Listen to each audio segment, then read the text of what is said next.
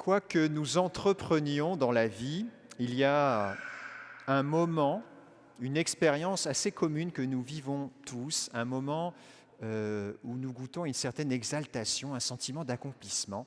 C'est lorsque nous passons une ligne d'arrivée. Lorsque nous arrivons à achever un projet qu'on a commencé, un voyage qui s'achève, une construction que l'on a débutée, un déménagement éventuellement, lorsque nous vivons ce moment où il y a une fin, nous passons la ligne d'arrivée. Et c'est un moment, lorsqu'on arrive à cette fin, lorsque on arrive au but, on exprime et on expérimente une grande joie, une grande satisfaction, peut-être même une joie profonde, une fierté. Mais ce qui est encore plus fort, c'est qu'on est même en mesure de goûter à la joie lorsque d'autres passent cette ligne d'arrivée. La ligne d'arrivée, le passage de la ligne d'arrivée à quelque chose de communicatif. Nous pouvons nous réjouir de l'arrivée des autres. D'ailleurs, c'est ce qu'on fait lorsque on assiste à un événement sportif ou à un spectacle avec un virtuose qui joue ou chante quelque chose. On communie à ce que cette personne est en train de réaliser.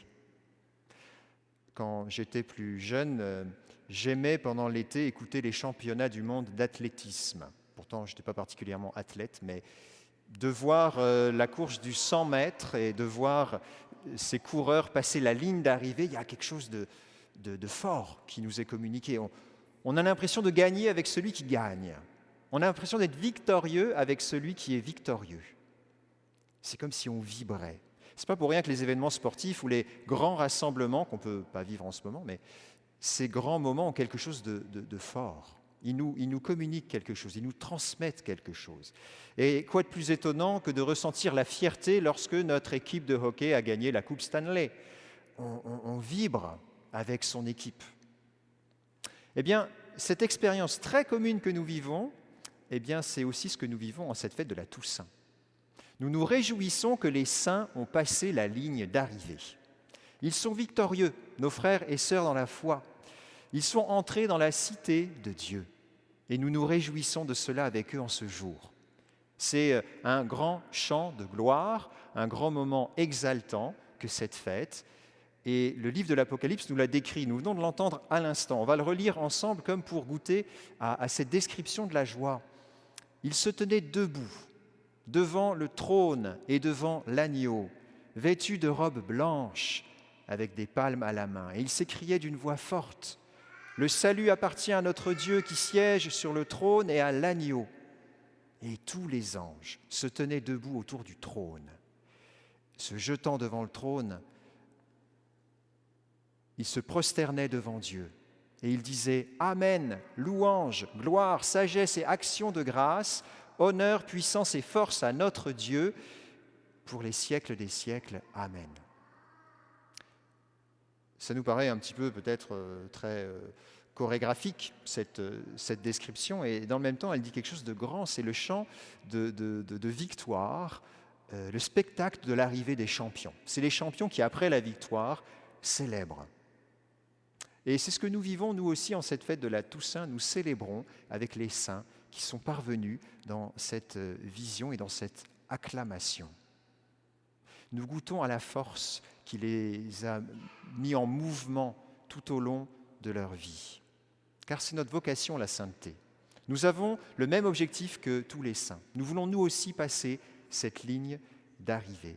Et le fait de goûter avec eux à cette victoire, à ce passage, ça nous donne, nous aussi, l'énergie de nous remettre en route. Et on en a particulièrement besoin en ce mois de novembre, et en cette période, le mois de novembre avec sa dépression saisonnière qu'on connaît, qu'on sait qu'ils s'en viennent, ça y est, on est dedans.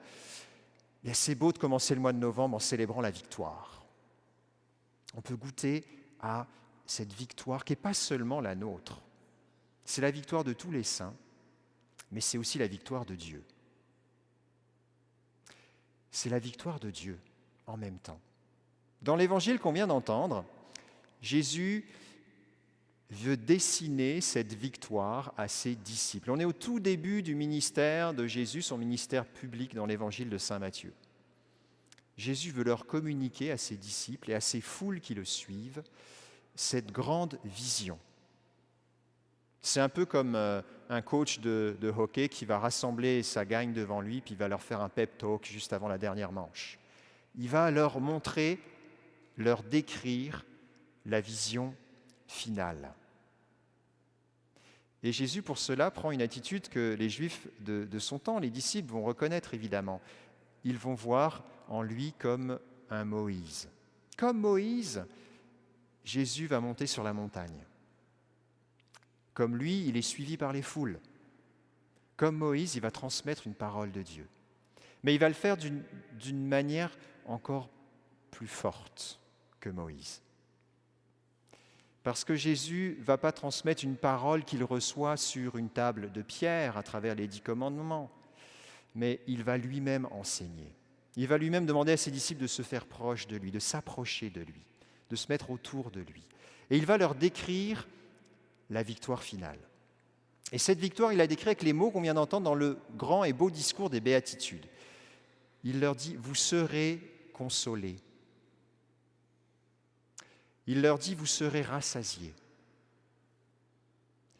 Il leur dit « vous obtiendrez miséricorde ». Il leur dit « vous verrez Dieu ». Autant de promesses d'un rêve que Dieu partage par Jésus pour nous.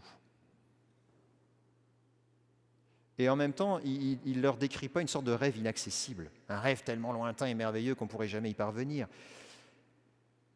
Il incarne ce rêve dans la réalité de ce que vivent ces foules qui le suivent.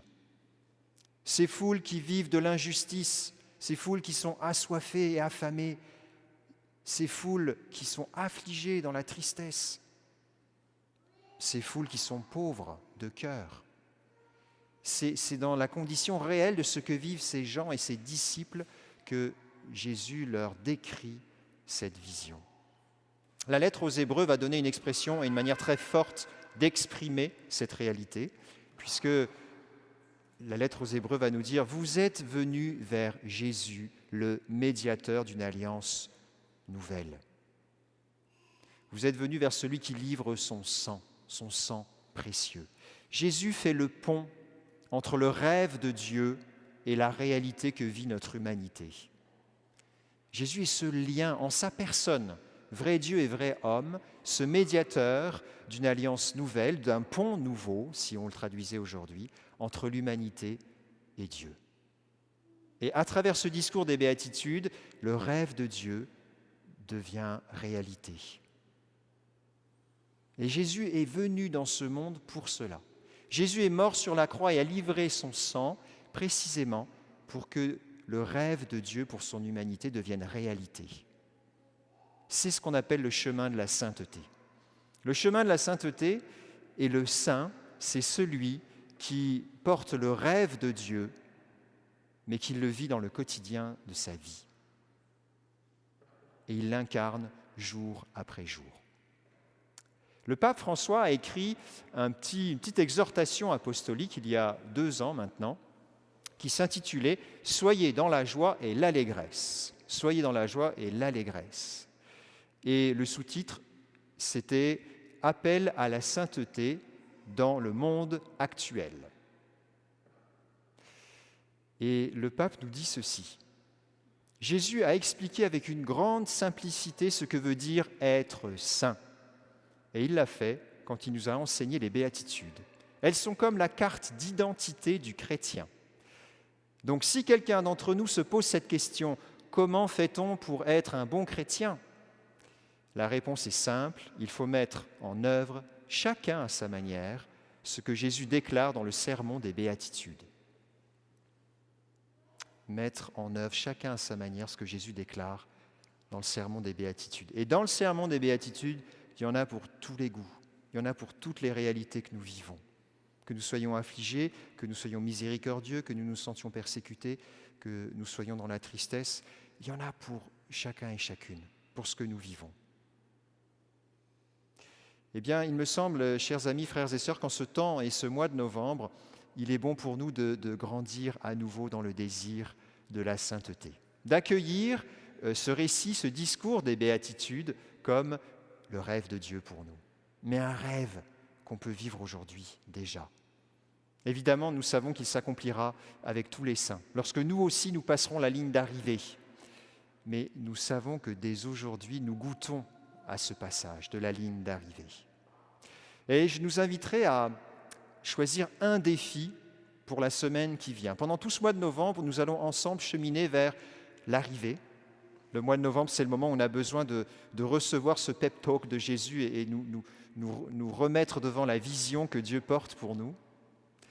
Et cette décision, cette semaine, ça va être, vous avez le choix, je vous laisse le choix, c'est généreux, non? La première possibilité, ça va être d'aller relire ce récit des béatitudes qu'on entend aujourd'hui, Matthieu chapitre 5, et puis d'aller chercher dans Réjouissez-vous et soyez dans la joie du pape François, le petit commentaire que le pape François en fait. Vous avez 3 petits paragraphes par jour si vous voulez, il y en a 8, donc chaque jour vous pouvez lire 3 petits paragraphes du pape François pour commenter une des béatitudes. Ça peut être une petite lecture spirituelle de chaque jour.